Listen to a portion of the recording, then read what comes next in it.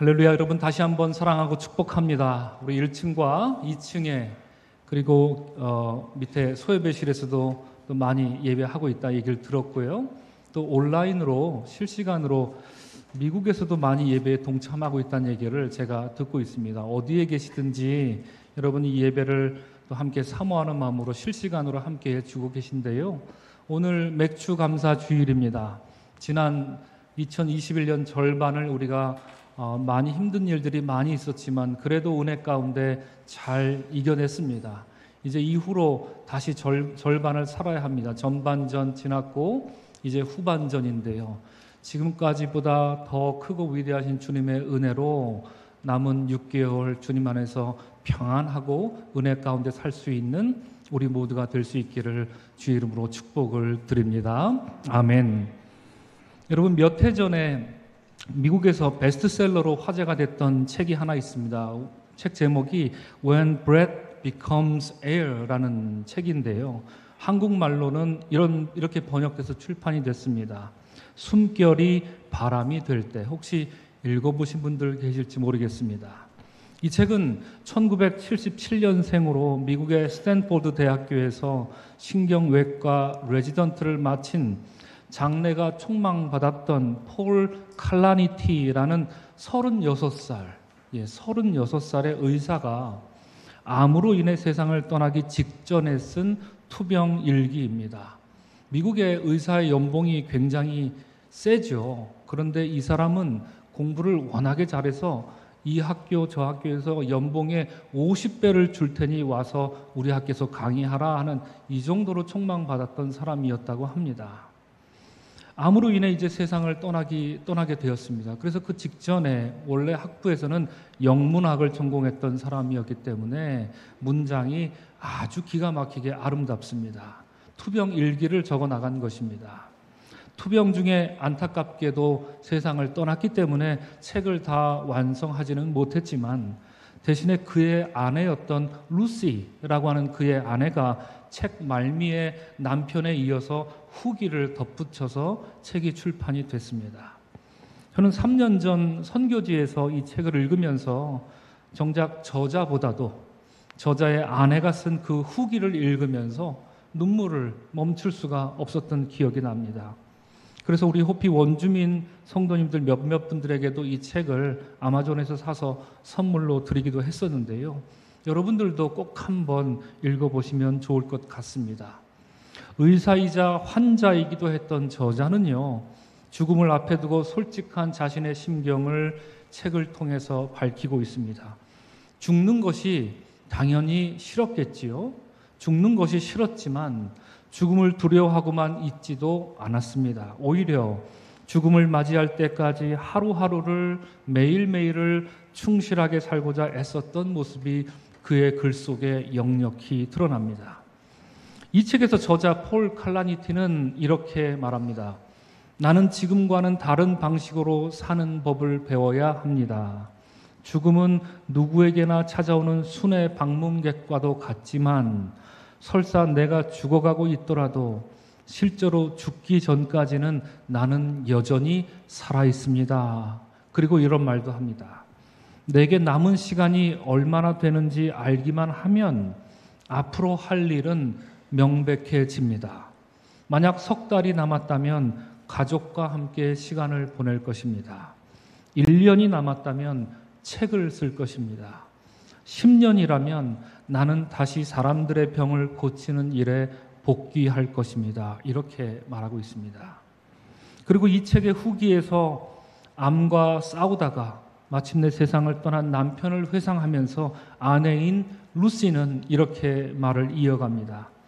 비록 지난 몇 년은 고통스럽고 힘들었지만 내 인생에서 가장 아름답고 충만한 시기이기도 했습니다.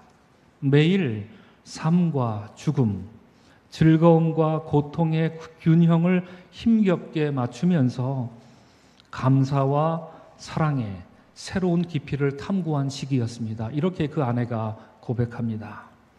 남편이 힘겹게 투병 생활을 하는 것을 곁에서 지켜보는 것만으로도 어쩌면 지옥과도 같은 시간이었을 텐데요. 오히려 아내 루시는 그 시간이 비록 고통스럽고 힘든 시간이었던 것은 맞지만 그것을 부정하진 않지만 자기 인생에서 가장 아름답고 충만한 시기였다 이렇게 말하고 있습니다. 그리고 이어서 아주 중요한 말을 했었지요. 매일 삶과 죽음, 즐거움과 고통의 균형을 힘겹게 맞추며 이렇게 말합니다. 감사와 사랑의 새로운 깊이를 탐구한 시간이었습니다. 저는 이 부부의 투병기를 읽으면서 만약 제게도 이런 순간이 다가온다면 목사인 저는 어떻게 저의 죽음을 준비할까 생각을 해보았습니다. 저도 그녀가 말하듯이 감사와 사랑의 새로운 깊이를 탐구할 수 있는 그런 시간으로 나의 죽음을 맞이할 수 있을까 하는 그런 의구심이 솔직한 마음으로 들었습니다. 만약 가까운 미래에 원치 않는 캄캄한 암흑 같은 시간이 우리 삶에 엄습해 온다면 우리는 어떻게 지금 이 시간을 살아야 할까 하는 그런 물음도 갖게 되었습니다. 아니 여러분, 이런 경우는 어떨까요? 만약에 원치 않는 우리 인류의 종말이 다가와서 우리가 살 수 있는 시간이 한 달만 남았다고 한다면 우리 모두가 다 마찬가지로 말입니다.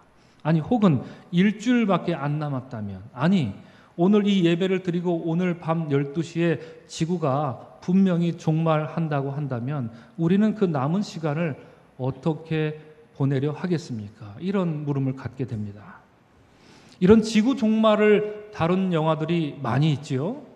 2014년에 개봉한 These Final Hours라는 영화가 있습니다. 최후의 시간들, 아마 이 정도로 번역이 될 것 같은데요. 영화의 내용은 이렇습니다. 저 우주에서 거대한 운석이 이 북대서양 어느 해안가에 떨어졌습니다. 거대한 불기둥 후폭풍이 전 지구를 덮습니다. 그래서 인류는 이제 곧 종말을 눈앞에 둔 것입니다. 이것은 뭐 밑에 벙커를 파고 방공호를 파고 그렇게 한다고 해서 해결될 문제가 아닙니다. 지구가 완전히 그냥 산산이 조각나 버리는 상황이기 때문에 아무도 살 수 없게 된 형국입니다. 영화 속 주인공이 살고 있는 나라는 호주였습니다. 그 불기둥이 이 호주까지 도착할 때까지는 고작 12시간 남은 것입니다. 그러니까 12시간 뒤에는 핵폭발과 같은 이 불폭풍이 호주를 완전히 덮어서 살아있는 모든 것들을 남김없이 쓸어버려서 아무도 생존할 수 없게 될 것이지요. 영화 속에서 이런 사실이 TV와 라디오를 통해서 모든 사람들에게 방송이 됩니다.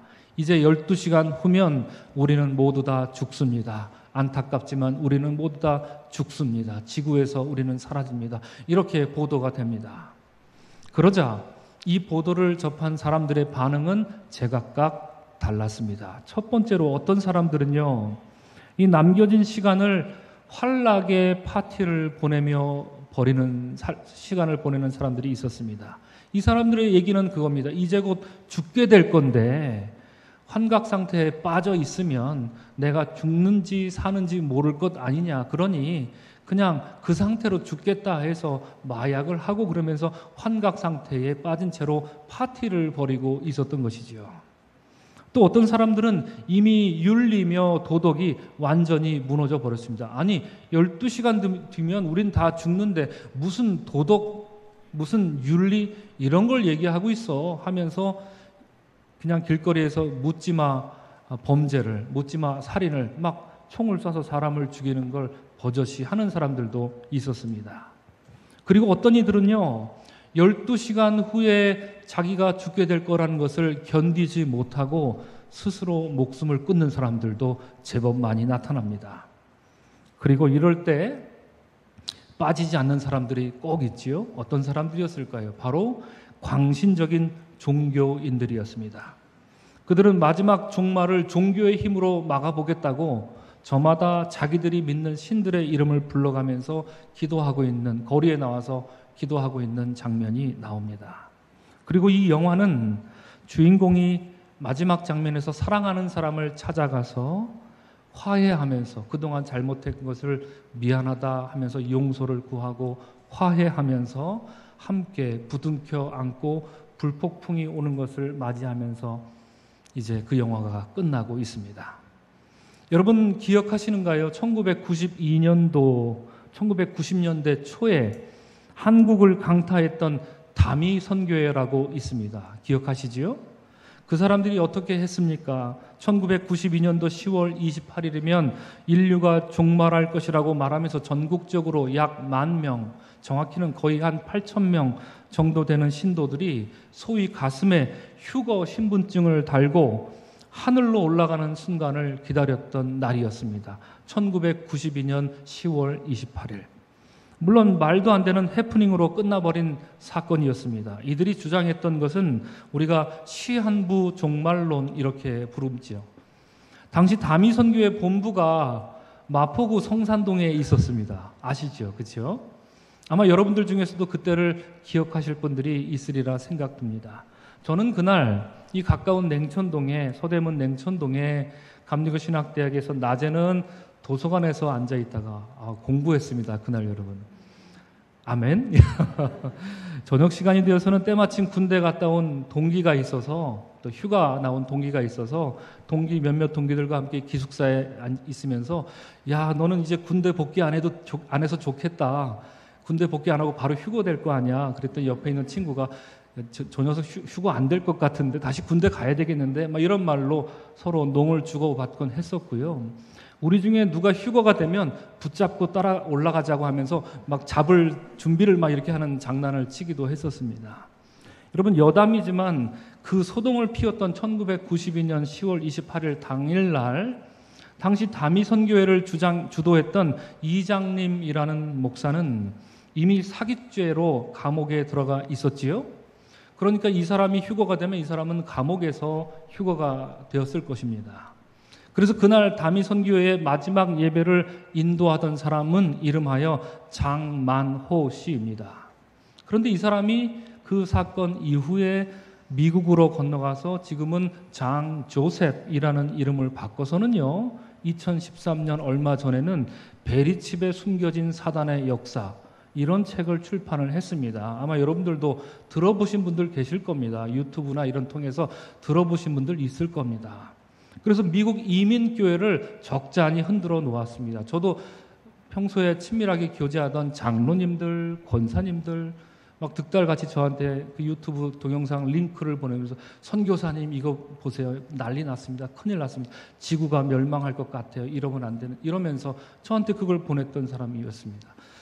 그런 일들이 있었는데 그 일을 한 사람이 바로 다미 선교회의 그 마지막 날 기도회를 인도하던 사람입니다.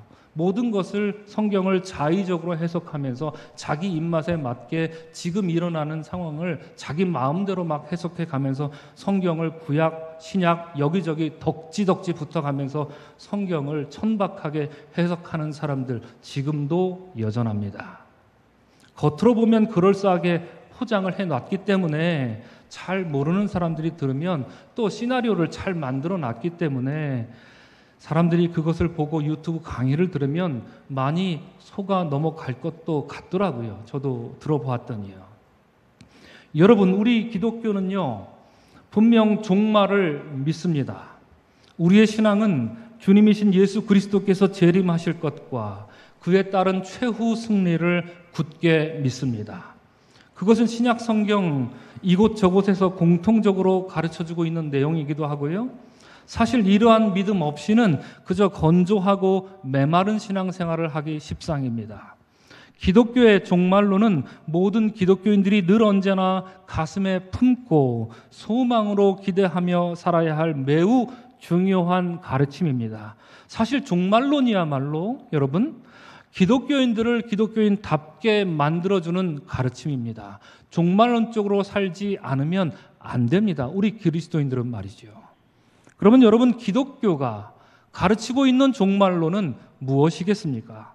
여러 가지로 설명을 드릴 수 있겠지만 우선 기독교의 종말론은 이런 것입니다. 우리는 2000년 전 예수 그리스도께서 이 땅에 오셔서 하나님 나라를 선포하신 그 순간부터 이미 종말을 살고 있다는 것입니다.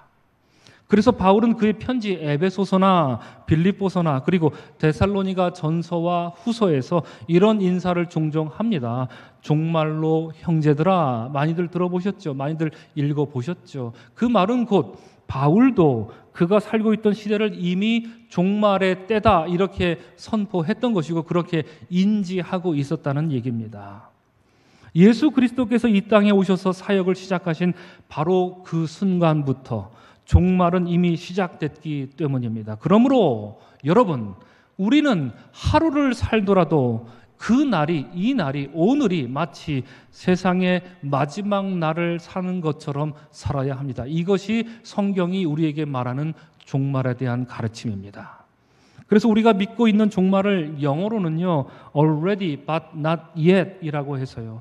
우리말로는 이미 시작된 그러나 아직 아닌 종말, 이미 그러나 아직 아닌. 그래서 우리는 이미와 아직 아닌 사이에 살고 있는 사람들입니다 하는 이런 믿음의 고백, 이것이 우리가 믿고 있는 기독교의 종말인 것이죠.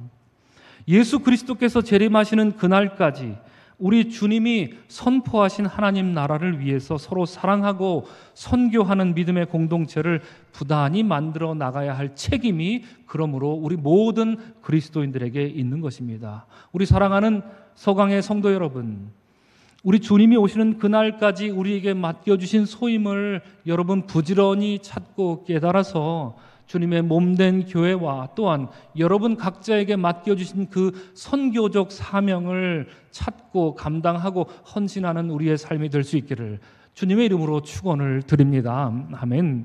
오늘 우리는 여러분 데살로니가 전서 5장의 말씀을 읽었습니다. 데살로니가 지역은 저 유명한 정복자 알렉산더 대왕의 고향과 아주 근접해 있습니다. 오늘날로 치면 차로 한 2시간 정도 거리밖에 안 떨어져 있습니다. 이것은 도로가 잘 발달돼 있었겠지요. 정복자의 고향 아닙니까? 그리고 항구 도시이기도 해서 유대인들이 많이 거주하고 있던 지역이었습니다. 데살로니가 전서는요, 신약 성경 27권 중에 가장 먼저 저술된 편지입니다. 제일 빨리 썼습니다. 이 신약 성경 중에서요, 53년도에 저술이 됐습니다. 데살로니가 교회는 바울이 3주 동안 머물면서 그곳에 있는 유대인들의 회당에 들어가서 복음을 전했을 때 사람들이 복음을 받아들이면서 교회가 시작됐는데요. 이것이 사도행전 17장에 나와 있습니다. 복음을 전하자 많은 헬라 사람들과 그리고 사회적으로 신분이 높았던 많은 귀부인들이 사도 바울의 말씀에 귀를 기울였고 예수가 나의 주님이다라고 믿음으로 고백하면서 바로 그때부터 교회가 시작된 것, 바로 그것이 갈라디아 교회가 된 것입니다. 그런데 믿음 생활을 잘 하고 있던 이 갈라디아 교회에 문제가 생긴 것입니다. 바울이 데살로니가 성도들에게 가르치기를 예수 그리스도께서는 당신들의 주님이시고 당신들을 위해 십자가에서 죽으시고 부활하셨고 승천하셔서 그분은 이제 곧 다시 오실 것입니다. 그러므로 소망 중에 그분이 다시 오실 것을 기다리면서 믿음 생활 열심히 잘 하십시오. 이렇게 가르치고 그 교회를 떠난 겁니다. 바로 베레아 지방으로 옮겨야 해서 바울이 그렇게 가르치고 교회는 시작되고 그리고 바울은 떠나고 이런 일련의 과정이 있었던 것입니다. 그렇게 가르쳐줬는데요. 문제가 생긴 게 뭐냐면 그 성도들 중에 시간이 지났는데 예수님이 안 오는 겁니다. 예수님 오실 때까지 막 오매불망 기다리고 있는데 데살로니가 교인 중에 이제 수명이 다해서 하늘나라로 이제 돌아가시는 분들이 생기게 된 거예요. 그리고 그 중에는 예수님이 이제 곧 다시 오신다고 했으니 그것을 믿으니 우리가 생업이고 뭐고 다 소용없고 교회에 모여서 예수님을 그냥 기다리면 어떻겠냐 하면서 생업을 포기하고 하는 이런 사람들이 교회 안에 나오기 시작한 겁니다. 흡사 앞서 말씀드린 이 다미 선교회의 원조를 보는 그런 일이 이 데살로니가 교회에 벌어진 것이지요. 그리고 그러자 이런 소문을 바울이 듣게 된 겁니다. 깜짝 놀란 바울은 부랴부랴 득달같이 데살로니가 교회 성도들에게 다시 오실 예수님을 기다리는 성도들의 자세는 어떠해야 하는가, 이것을 편지로 적어 보낸 것이 데살로니가 전서이고요. 데살로니가 전서는 기독교가 말하는 종말론을 가르치는 최초의 성경이 됩니다. 그것이 바로 데살로니가 전서입니다.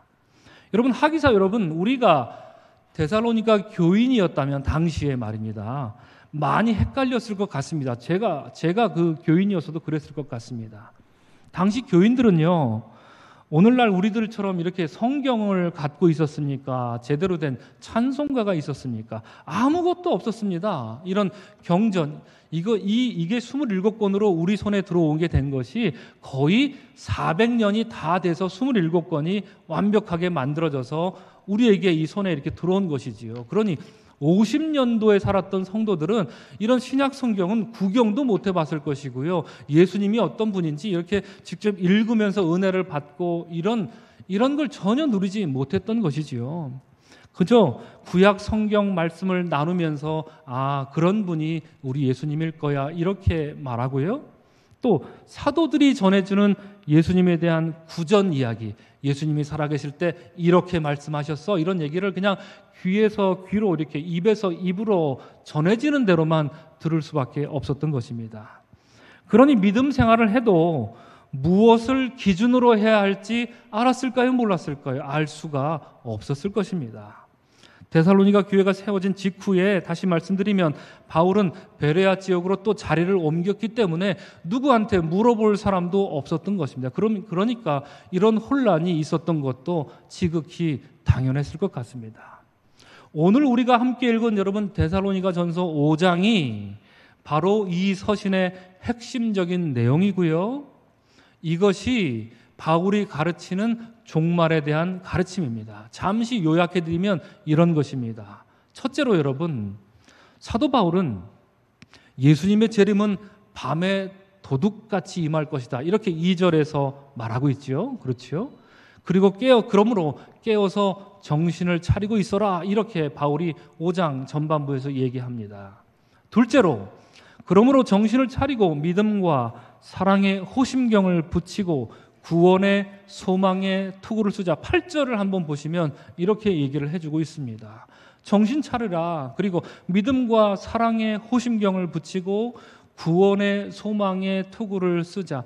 표현이 조금 이상하지만 그렇죠, 이렇게 말하고 있습니다. 마치 야구에서 포수가 얼굴과 가슴을 보호하기 위해서 장비를 갖추고 이 경기에 임하는 것처럼 그렇게 하라고 바울이 가르쳐 주는데요, 그 얼굴과 가슴을 보호하는 영적인 가치가 다름 아닌 8절에 무엇으로 나오고 있습니까? 믿음과 소망과 사랑, 세 가지였습니다. 8절에서 그렇게 말하고 있죠, 여러분. 그렇죠? 믿음, 소망, 사랑. 여러분 어디서 많이 들어봤지 않습니까? 어디 다른 데서 읽어봤죠. 순서가 믿음, 소망, 사랑. 오늘 8절에서는 순서가 배열이 좀 다르죠. 믿음, 사랑, 구호, 소망, 이렇게 배열이 좀 다르니까 눈치를 못 채실 수도 있지만 여기서 믿음, 소망, 사랑을 바울이 이야기하고 있습니다. 어디서 많이 들어본 단어들입니다. 바울은 데살로니가 전서에서 주님의 재림을 준비하는 사람들이 갖추어야 할 최고의 덕목으로 기독교가 말하는 최고의 가치이자 아름답기 그지없는 이 세 단어를 공히 신약 성경에서 처음으로 언급해 주고 있는 것이고요. 이것을 다듬고 발전시켜서 고린도 교회를 향한 편지에서 이렇게 말하죠. 그런즉 믿음, 소망, 사랑 이 세 가지는 항상 있을 것인데 그 중에 제일은 사랑이라. 13장 13절 말씀입니다. 이렇게 다시 한번 가르쳐주고 있는 것입니다. 그러므로 여러분, 오늘 우리가 함께 읽은 본문 13절 이하를 보시면, 데살로니가 5장 13절 이하를 보시면 사도 바울은 이 믿음, 소망, 사랑을 이제 어떻게 실천해야 하는지를 가르쳐주고 있는 것입니다. 눈으로 한번 오늘 본문을 성경으로 따라봐 주시기 바랍니다. 13절에서는 뭐라고 가르치고 있는가요? 13절에서는 이런 걸 가르쳐주고 있습니다. 사랑 안에서 가장 귀히 여기고 너희끼리 뭐 하라고요? 화목하라. 이것을 가르쳐주고 있습니다. 14절을 한번 보십시오. 뭘 하라고 얘기합니까?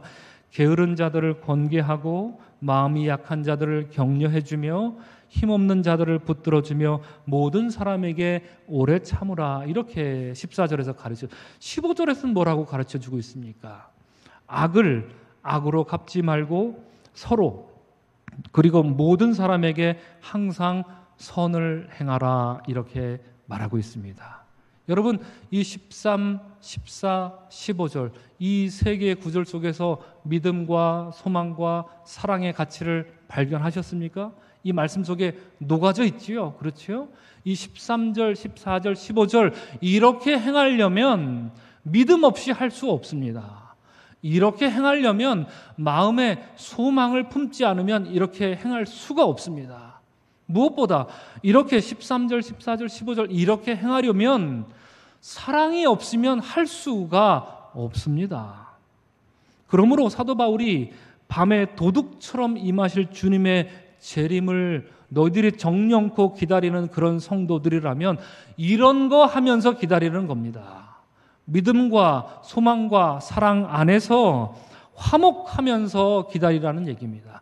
격려해주고 지지해주고 오래 참으면서 악을 악으로 갚지 말고 항상 선을 행하면서 이런 거 하면서 다시 오실 예수님을 기다리라. 이것이 기독교가 말하는 종말의 핵심입니다. 그렇습니다. 여러분 오늘 본문을 읽으면서 이 말씀을 읽으니까 종말에 대한 가르침을 하고 있는데 갑자기 막 무서워지고 막 두렵고 막 떨리고 초조해지고 그렇습니까? 이 말씀을 읽을 때 말입니다. 종말에 대한 가르침입니다. 이 말씀을 읽으면서 막 무섭고 예수님 종말이 다시 오시면 어떡하지? 종말이 오면 어떡하지? 막 무서워지고 그러시던가요? 그러지 않으셨지요. 성경이 종말에 대해서 결코 두렵거나 막연한 이야기를 하고 있지 않습니다. 오늘 사도 바울이 가르쳐주고 있는 것처럼 성경은 언제나 어디서나 종말이 다가올수록 더 구체적으로 지금 사랑하라고 가르쳐주고 있습니다. 종말을 준비하려거든 지금 사랑하라는 겁니다. 지금 사랑을 실천한 것 외에 종말을 사는 다른 방법을 성경은 말하고 있지 않습니다. 기독교의 진리는 막연한 적이 단 한 번도 없습니다. 기독교의 진리는 비록 작더라도 구체적인 사랑을 말하고 있고요. 그것을 실천하는 것에서만 꽃이 핀다 이렇게 우리에게 말해주고 있습니다. 여러분 16, 17, 18절을 함께 찾아 읽었으면 합니다. 우리 다 같이 여러분 너무나도 잘 알고 유명한 말씀이죠. 16, 17, 18절 말씀을 우리 다 같이 한 목소리로 함께 읽겠습니다. 시작.